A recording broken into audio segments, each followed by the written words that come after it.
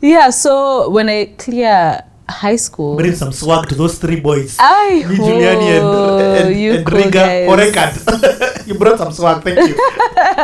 So okay. Explain how did you join this music side? So I clear high school, and my sister is at Mavuno, and she has all these CDs from Mavuno. Aronimbui, Kiss of Life. There's Cheesy, Sulwe. I think he had an album called Sulwe, Kanjimbugwa. So I'm just like, I'm listening to these projects and I'm just like, what is this music? And then I'm watching a lot of MTV when I'm in high school, by the way. When I'm on holidays, I'm watching a lot of MTV. Tulikuwa na DSTV. And so I'm watching a lot of Channel O, I'm watching a lot of MTV. And I'm learning that most singers start off as backing vocalists. And I'm thinking, oh yeah, I really like this music thing. That's when in high school that gift was starting to develop. I'm really feeling this thing. If I was to sing, what would I need to do? So when I get out of high school and I'm listening to these projects, I'm like, I like the music Kijiji is making. There's a number at the back of these CDs. Let me call it and see if they need a backing vocalist. At least I can make money as a backing vocalist. Like, that's something I can do for fun, as a hobby. It's a way I think I can make money. So I start calling Kijiji and asking them, so do you guys need backing vocalists? Do you need them for gigs? Do you need them for anything? And they're like, we'll let you know. And then one day, my sister comes from Mavuno, and this is when it was in South Sea. Like the first... Yes, the sports club. Yeah. So I go for service with her, and she introduces me to Blackman. Yeah. David Mudami. Yes. And Tina now. Yeah, Tina. And so I asked him, is it possible like to be a backing vocalist or to record? If any time you need anything for recording, can you holler at me? And he's like, actually, come to the studio and audition. And that's when the studio was on 1 Year Road, I think. So I come in and I audition, and Riga was there, and we like jam. And he's like, you're inside. You can do backing vocals for this group called Hip Hop. So that's how I got into hip hop. It was just like, CDs, listening to CDs, trying to call the number, it's not working. But then my sister being like, actually, one of the guys who works there is at Mavuno. I'll introduce you when we go to church. Yeah. Okay. So you join hip hop, and then what is it for you? What happens next? Hip hop was so crazy, because first, this is not really a gift that I've nurtured. I don't know what I'm doing. I'm just like, I'm following what I've had in MTV stories. Like when people are being asked their lives, they're like, yeah, I started as a backing vocalist. I'm like, okay, let me try also. But I really don't know what it entails to be a backing vocalist. I don't know about harmony, really. I've sung in a choir before, but I don't understand. Now that it's just two of us on this stage backing you guys. So, okay, explain. This is blowing my mind. like, so weird that I'm not interviewing you for this. But I'm trying to get it from your shoes and not taint the story. So, when you join, who is there?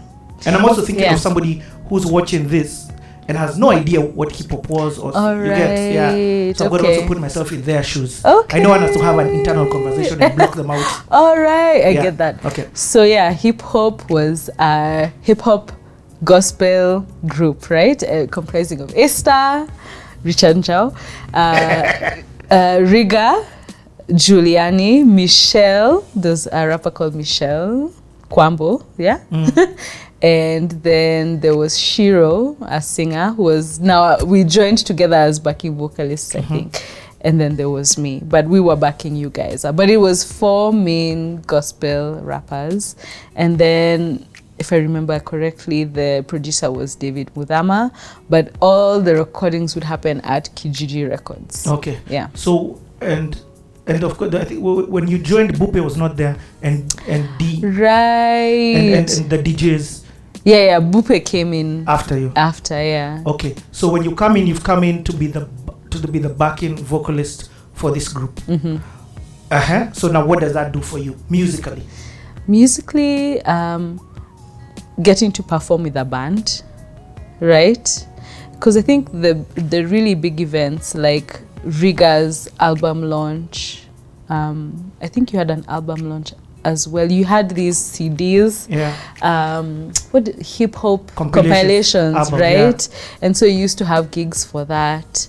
And so for me, it was first watching people minister, because you guys were the ministers. Like, you'd come and you'd share your testimonies and then you'd perform for the audience, and us guys were backing you up.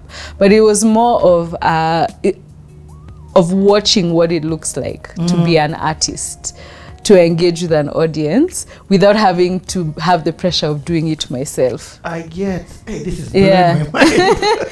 So, and then it was always so hypnotizing, especially like watching you or watching Giuliani, even Riga, all of you, by the way, Michelle sharing her testimony, girls crying, Riga is over there prophesying over people, you over there making people just wail with your testimony, people are giving their lives to Christ. Giuliani comes, he just shakes his dreadlocks like this, screaming, people run to the front. So that power that I used to see at the Michael Jackson situation when I was a kid, I'm seeing it here. And you're part of it, but not really part of it in your view. But you're part of it. Yeah, but not in the way that you guys, not at the forefront. Now I'm observing it and being like, wow, like how the confidence, the resolve, the passion, the conviction, just being like, what the hell is going on here? What is this power? Yeah. Okay, so joining hip hop also meant that you got involved in studio. Is this now your first time in studio? Yeah, this is my first time in. Okay, wait. When I was in high school, when I was in high school, I recorded a song with a girl who was a rapper. One of them. So that was my first time in a studio in Buruburu. I think it was even called Dolphin Records. But this is now for my own, like, this is real. Like, we're not doing it on holidays because some guy has a favor. Like, this is now like, wow, I'm part of this. I'm recording something. I've done it over and over again. I've come for a session. Like, this is really where I'm like, oh, wow, studio life. Did you, what was the first recording that you did at Kijiji? Can you remember? Was it your own song or was it? I think it was Riga's. I think it was Riga's. It was like a hook on Riga's song. Friend Indeed. I think so. Yeah. I think it was Me, you and Riga. Wow. Yeah. Because that was on Riga's album. Wow. Yeah.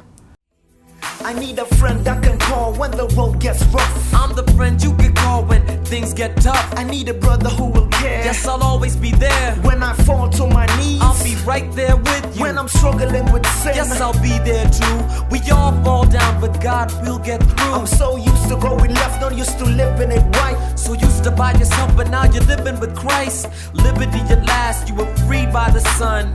I know you feel like the only one, but tuko wengi, tuko hapa. See my brother, tutaendelea kukazana pamoja. I'm not alone, not on my own. I'm gonna be stronger with a friend indeed. I'm not alone, not on my own.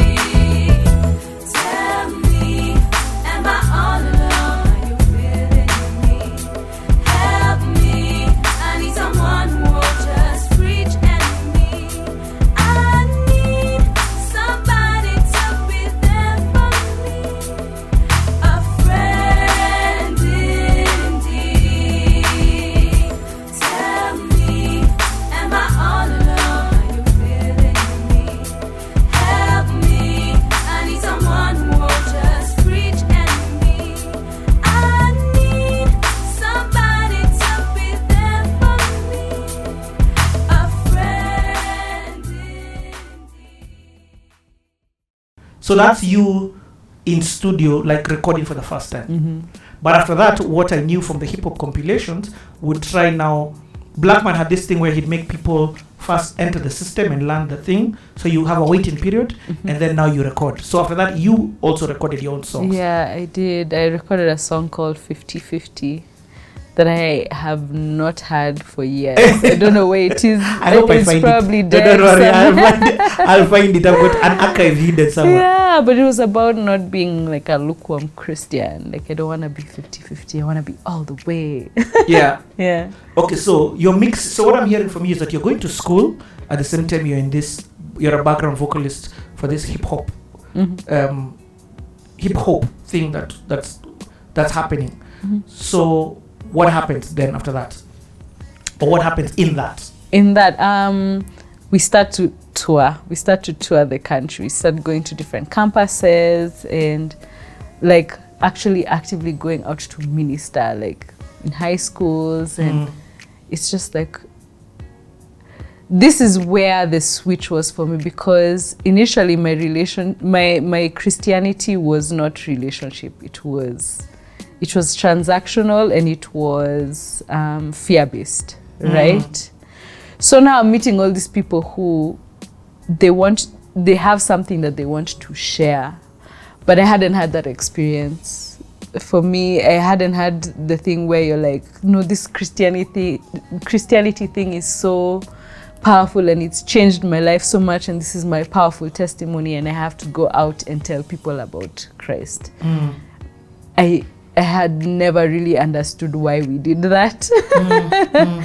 I had never really understood why. So I guess I remember there's one university we went to, I think it was Egerton. We were supposed to go room to room with our like 4 spiritual laws. And in my head, I was like, why are we doing this? Like, why are we interrupting these people having fun on a Saturday to be like, hi, have you heard about the 4 spiritual laws? I didn't feel like I was selling something important, or I didn't feel like I was giving something valuable. I guess I hadn't experienced the value of it. So it was very uncomfortable. And then at the same time, now I'm entering into adulthood, right? And I'm in campus and I'm meeting all kinds of people. And now there's alcohol, now there's going out, now there's all these things that look like so much fun, and they look like so much more fun than what I'm doing. And so I guess that's where I started to be torn about, why am I a Christian? What's really going on here? And I'm in campus, and this thing comes out, and it's called The Secret.